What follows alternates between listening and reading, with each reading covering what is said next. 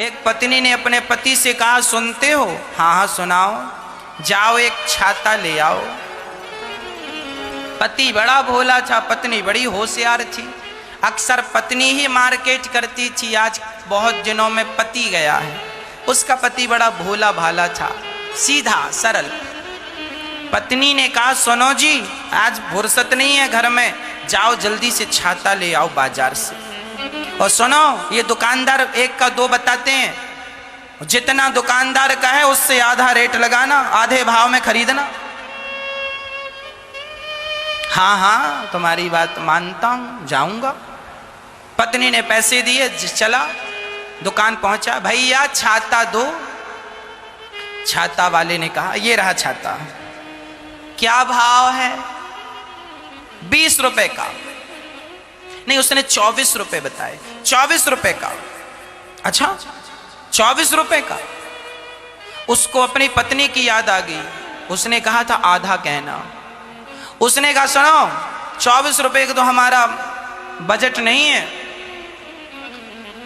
यदि देना है 12 रुपए का दो, आधा। 12 दूनी 24 होता। हाँ 12 रुपए का चाहिए हमें, 12 रुपए का दो। पत्नी ने कहा है आधे में बोलना। दुकानदार ने कहा, देखो साहब 12 रुपए का तो नहीं मिलेगा, पर मैं एक काम करता हूं, तो मैं 20 का दे सकता हूं, 20 रुपए का छाता। उसने फिर कहा आधा। नहीं, अब तो मैं 10 का लूंगा। पत्नी की बात याद आ गई। 10 रुपए का आधा। 10 में देना है तो बात करो। उसने कहा, सुनो मजाक का टाइम नहीं है, ग्राहक खड़े हैं। यदि छाता लेना ही है, ये अच्छी क्वालिटी का छाता है, बढ़िया है, यदि लेना ही है तो मैं 18 रुपए का दे सकता हूं, बस इससे 1 रुपए कम नहीं होगा। अच्छा 18, 9 रुपए का लूंगा। आधा। उसकी पत्नी ने कहा, जितना का है उसका आधा। पर पत्नी ने कहा था पहली बार जितना का है उसका आधा, पर ये हर बार में आधा आधा करता जा रहा है। 9 रुपए का। दुकानदार ने कहा, यार तुम्हारा दिमाग खराब है, 9 रुपए को कोई छाता था? नहीं भाई 9 रुपए का चाहिए।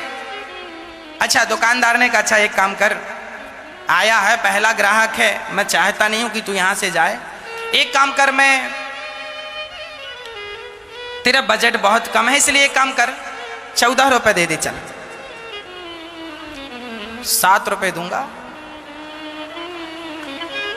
7 इस भाव में देना है तो बताओ।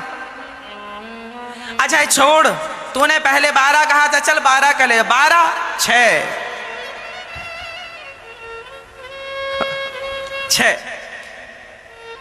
उसने छाता अंदर रखा, चल यहां से भाग। यह आदमी एक भाव में स्थित नहीं है, एक भाव में टिका नहीं है, इसलिए एक भाव में टिका नहीं था तो इसे छाता नहीं मिला। तो जो आदमी एक भाव में नहीं टिकेगा उसे भगवान कैसे मिल जाएंगे? इसलिए भगवान के भाव में टिकना पड़ेगा। वह एक विश्वास, वह एक कृष्ण का भाव, वह एक प्रेम का भाव, उस प्रेम में टिकना पड़ेगा। अमीरी आवे, गरीबी आवे, सुख आवे, दुख आवे, पर उस हाल में भगवत भाव में टिके रहो। जैसे सुदामा के जीवन में कितना संकट आया पर उन्होंने कृष्ण को नहीं छोड़ा और अंत में उनको भगवत प्राप्ति हुई। अब सुदामा भी कहते, यार इतना भजन करने पर भी इतनी गरीबी है, खाने को रोटियां नहीं है, चलो छोड़ो, कृष्ण के भजन से क्या होता है। तो फिर हम और आप सुदामा की कथा सुनाते और आप सुनते। यदि सुदामा हम सबको प्रिय लग रहे हैं तो केवल इसलिए प्रिय लग रहे हैं कि उन्होंने विषम परिस्थितियों में भी भगवत चिंतन नहीं छोड़ा, अपने भाव को नहीं छोड़ा। एक भाव में टिके रहो, बार बार भाव ना बदलो। कई लोगों के भाव बार बार बदल जाते, जैसे इस आदमी के छाता के लिए बार बार भाव बदल गए। अच्छा महाराज जी राम जी की पूजा कर लें कि कृष्ण जी की कर लें? भैरवनाथ जी की पूजा कर लें हम? महाराज जी हमने ये किया, अब ये मंत्र जप रहे, अब ये वाला जप लें, अच्छा अभी हम ऐसा करते, अब ऐसा करने लग जाए, ये तुम्हारे भाव क्यों बदल रहे हैं? महाराज जी पहले हम 5 बजे उठते थे, 7 बजे आवाज कल उठने लगे, चलेगा? ये भाव क्यों बदल रहे हो? महाराज जी पहले हम ज्यादा कथा सुनते थे, पर अब बिल्कुल विश्वास उठ गया भगवान पर, क्यों क्यों उठ गया विश्वास? महाराज जी हम हर साल वैष्णव देवी का दर्शन करने जाते थे, और इस बार हम गए, हमने वैष्णव माता से कहा, माँ माँ माँ हमें हमारी बहू के बेटा ही होना चाहिए, बेटा ही होना चाहिए, हम आपकी अखंड ज्योत जलाएंगे, पैदल आएंगे। पर जब घर पहुंचे महाराज तो बेटा नहीं बेटी हो गई, बहू के बेटी हो गई। अब बेटी हो गई, अब भगवान पे विश्वास जरा कम हो गया, हम अब वैष्णो देवी हम नहीं जाते, अब कथाएं भी कम सुनते हैं, क्योंकि बेटा चाहा था, बेटी क्या मिला इतना कुछ करने के बाद? हमने कहा बैठो यहां तुम, हमने कहा तुम्हारी बहू की किस्मत में बेटी भी नहीं थी, वो तो भगवत कृपा मानो कि तुम्हें भगवान ने बेटी दी है, ये नहीं सोच रही हो, ये सोच रही हो कि बेटा नहीं दिया। मतलब ये लोग एक भाव में स्थित नहीं है, ये भाव बदलने वाले लोग यही तो हैं। ये कौन लोग हैं? यही वो छाता के खरीदार हैं, ये भाव बदल रहे हैं। बेटा होगा तो ही भजन करेंगे, बेटी होगी तो भजन नहीं करेंगे। और महाराज जी भगवान की भक्ति करते हैं, घर में कोई मरना नहीं चाहिए, और घर में कोई मर जाता है ना किसी के, अब तो भगवान की पूजा नहीं करेंगे, मंदिर नहीं जाएंगे। क्यों? घर में कोई मर गया जवान, अच्छा तो तुम पूजा इसलिए करते थे कोई मरे ना? तो बताओ इस दुनिया में एक ऐसा घर बताओ जिसके घर में आज तक कोई मरा ना हो। पूरी दुनिया में एक घर ऐसा खोज के बताओ जिस घर में आज तक किसी की मृत्यु ना हुई हो, बताओ है कोई ऐसा घर? क्या कोई नहीं मरेगा? ऐसा हो सकता है? अरे मृत्यु होगी, इससे भगवान का क्या लेना देना है? जो जितने कर्म किया था, जैसा किया था, जितनी जिंदगी थी उसने उतना जिया, गया। मेरा काम था 7 दिन का कथा सुनाने का, सुनाया, छुट्टी।